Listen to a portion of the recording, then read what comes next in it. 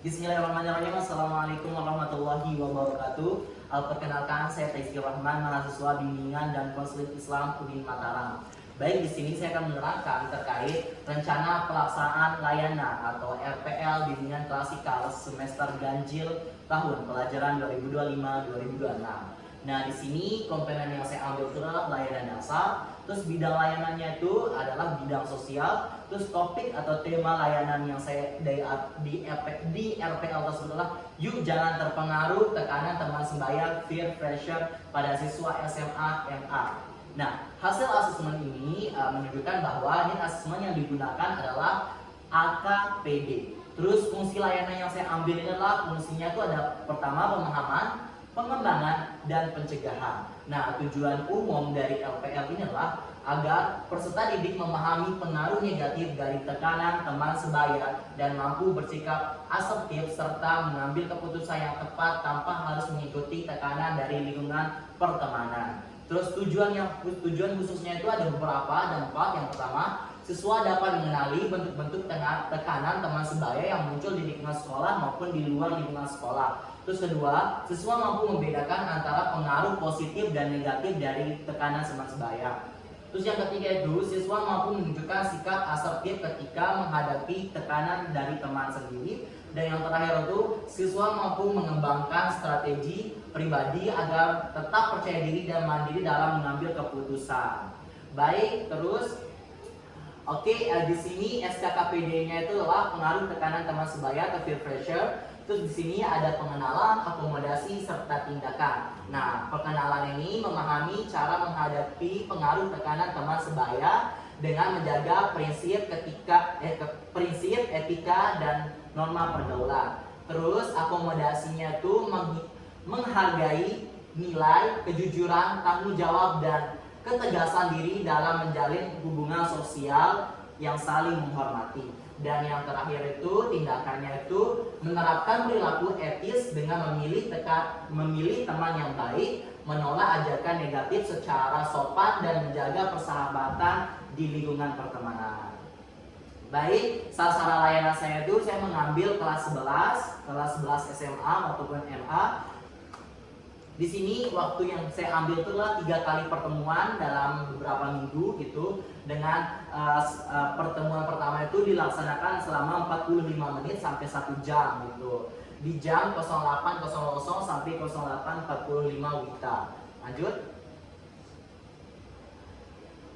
Nah, di sini metode yang saya gunakan itu adalah metode diskusi kelompok, pemberian umpan balik yang positif, presentasi kelompok, dan refleksi pribadi.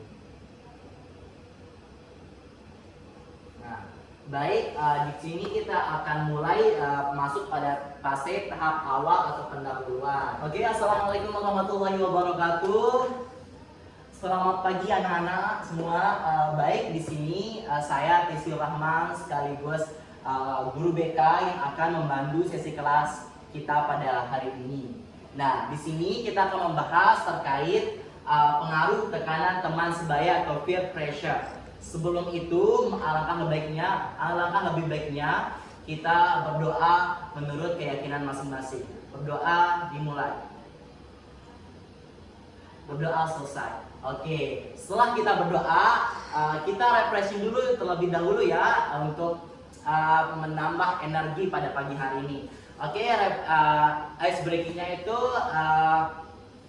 buka tutup, bertepuk tangan. Buka tutup, tepuk tangan lagi. Digulung-gulung, lalu tersenyum, hihi. Digulung-gulung, lalu tertawa, haha. Oke anak-anak, setelah kita ice breaking tadi, kita lanjut ke materi ya.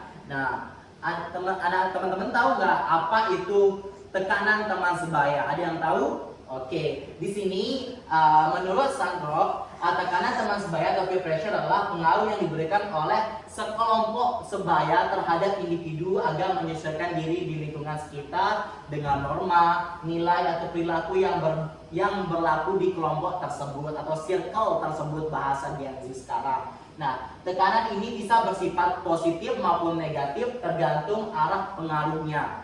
Nah, menurut Hallok, kelompok teman sebaya memiliki peran penting dalam proses perkembangan sosial pada remaja, yang dimana melalui kelompok teman sebaya ini individu itu belajar berinteraksi, bersosial, berkomunikasi, serta menjalin hubungan-hubungan baik di lingkungan sekitar. Namun ketika pengaruh teman sebaya itu diarahkan ke hal yang negatif, maka individu atau kelompok teman sebaya itu bakal mengalami pengaruh-pengaruh negatif seperti melakukan penyimpangan dan lain sebagainya.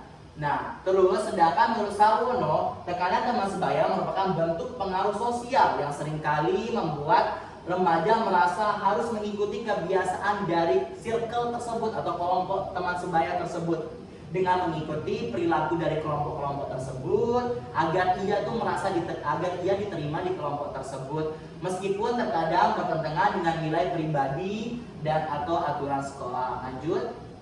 Nah, di sini jenis-jenis tekanan teman sebaya itu ada beberapa. Menurut Brown ada 2 jenis, yaitu pertama tekanan positif atau positive peer pressure. Nah, tekanan yang mendorong seorang untuk melakukan hal-hal yang baik, hal-hal yang positif yang bisa bermanfaat untuk dirinya sendiri maupun kelompok teman sebaya tersebut, seperti rajin belajar, terus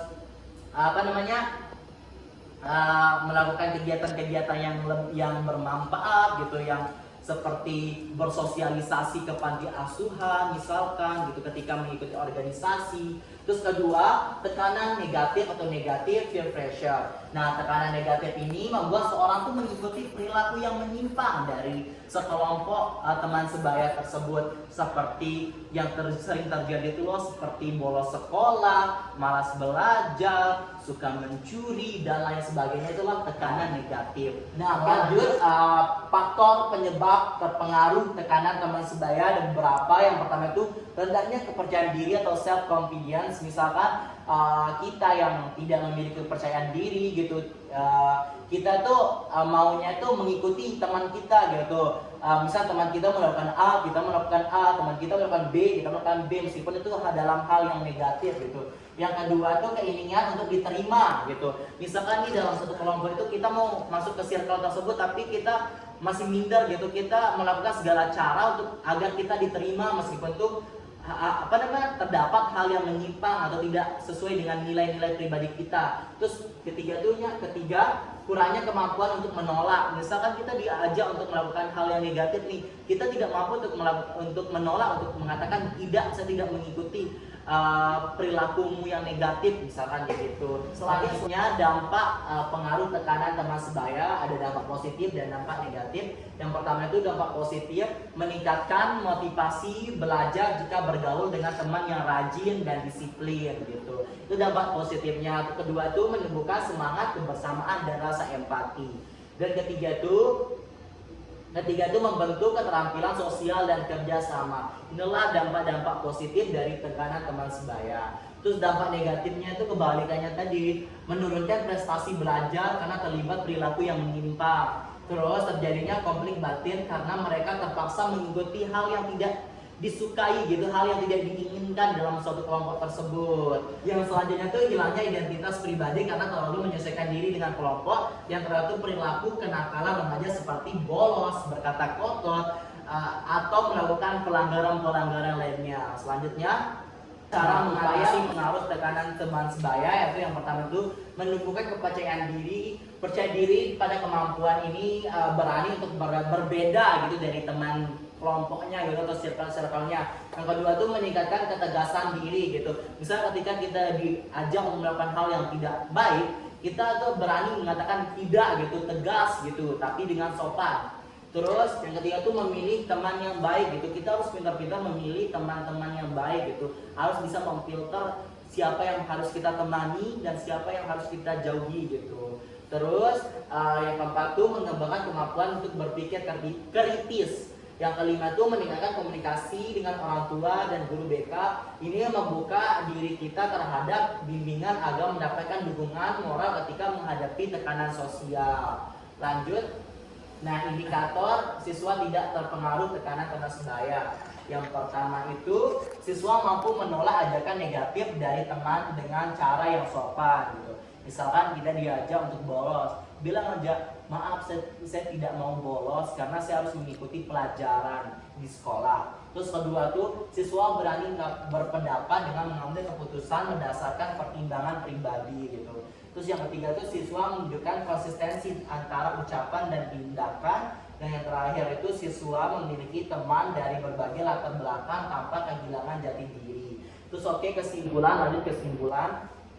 Baik, di sini kesimpulannya adalah tekanan teman sebaya merupakan bagian alami dari masa remaja yang tidak bisa dihindari oleh siapapun, namun dapat dikelola dengan baik. Remaja yang memiliki kepercayaan diri, terus kemampuan berpikir kritis, dan keterampilan sosial yang baik itu akan lebih mampu menghadapi pengaruh lingkungan tanpa kehilangan jati dirinya. Oleh karena itu, peran guru BK, orang tua, dan lingkungan sekolah sangatlah penting dalam membantu siswa membangun karakter kuat, mandiri, dan bertanggung jawab agar tidak mudah terpengaruh oleh tekanan negatif dari teman sebaya. Baik, itu saja pemaparan materi terkait pengaruh tekanan teman sebaya. Oke, kita tutup kelas ini dengan sama-sama melafazkan alhamdulillahirabbil alamin. Kurang lebihnya saya mohon maaf. Apabila ada salah kata atau ucapan, saya mohon maaf di kelas ini. Wassalamualaikum warahmatullahi wabarakatuh.